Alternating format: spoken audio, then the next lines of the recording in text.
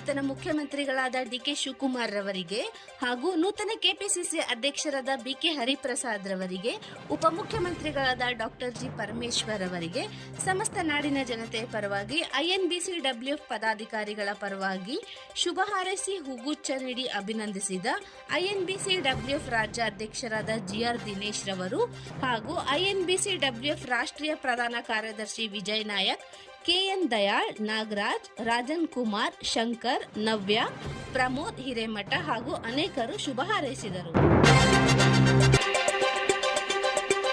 KPCC ಅಧ್ಯಕ್ಷರು ಇವತ್ತು CM ಆಗಿದ್ದಾರೆ. ಇವತ್ತು ಏನ್ ಹೇಳ್ತೀರಾ ಸರ್ ದಿನೇಶ್ ಅವರು? ನಮಸ್ಕಾರ. ನಮ್ಮ ಕರ್ನಾಟಕ ಪ್ರದೇಶ ಕಾಂಗ್ರೆಸ್ ಸಮಿತಿಯ ನಿಕಟಪೂರ್ವ ಅಧ್ಯಕ್ಷರು ಮತ್ತು ಕನ್ನಡ ರಾಜ್ಯದ ನೂತನ ಮುಖ್ಯಮಂತ್ರಿಗಳಾದ ಡಿಕೆ ಶಿವಕುಮಾರ್ ಅವರಿಗೆ INBC ವತಿಯಿಂದ ಅಭಿನಂದನೆ ಸಲ್ಲಿಸ್ತಾ ಇದ್ದೀವಿ. ಕೆಪಿಸಿಸಿ ಸಾರಥಿ ಆಯ್ಕೆ ಆಗಿದೆ, ಅವ್ರನ್ನ ವಿಶ್ ಮಾಡಕ್ ಹೋಗಿದ್ರೆ ಏನ್ ಹೇಳ್ತೀರಾ ಸರ್? ಕರ್ನಾಟಕ ಪ್ರದೇಶ ಕಾಂಗ್ರೆಸ್ ಸಮಿತಿಗೆ ನೂತನ ಅಧ್ಯಕ್ಷರಾಗಿ ಹಿರಿಯ ಮುಖಂಡರು ಹಿರಿಯ ಮುಖ್ಯಮಂತ್ರಿಯಾದ BK ಹರಿಪ್ರಸಾದ್ ಅವರು ಕೆಪಿಸಿಸಿ ಅಧ್ಯಕ್ಷ ಸ್ಥಾನ ನಡೆಸುತ್ತಿದ್ದಾರೆ.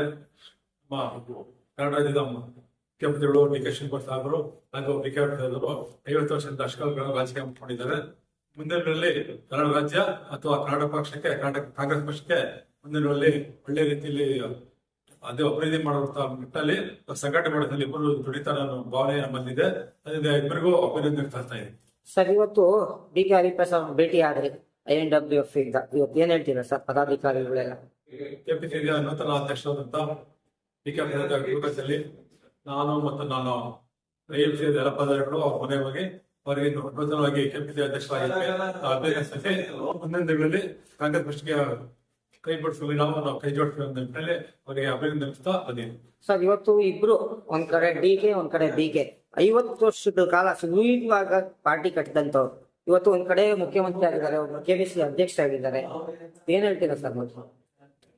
ಕರ್ನಾಟಕ ರಾಜ್ಯಕ್ಕೆ ನೂತನವಾಗಿ ನಮ್ಮ DK ಶಿವಕುಮಾರ್ ಸಾಹೇಬರು ಮುಖ್ಯಮಂತ್ರಿ ಆಗಿದ್ದಾರೆ ಹಾಗೂ ಕರ್ನಾಟಕ ಪ್ರದೇಶ ಕಾಂಗ್ರೆಸ್ ಸಮಿತಿಗೆ ಅಧ್ಯಕ್ಷರಾಗಿ BK ಹರಿಪ್ರಸಾದ್ ಇದ್ದಾರೆ. ಇಬ್ಬರು ಅನುಭವಸ್ಥರು 40 ವರ್ಷದ ರಾಜಕೀಯ ಮಟ್ಟ ಹೊಂದಿದ್ದಾರೆ. ಅವರ ಅನುಭವ ರೈತನ ನಮ್ಮ ಕಾಂಗ್ರೆಸ್ ಪಕ್ಷಕ್ಕೆ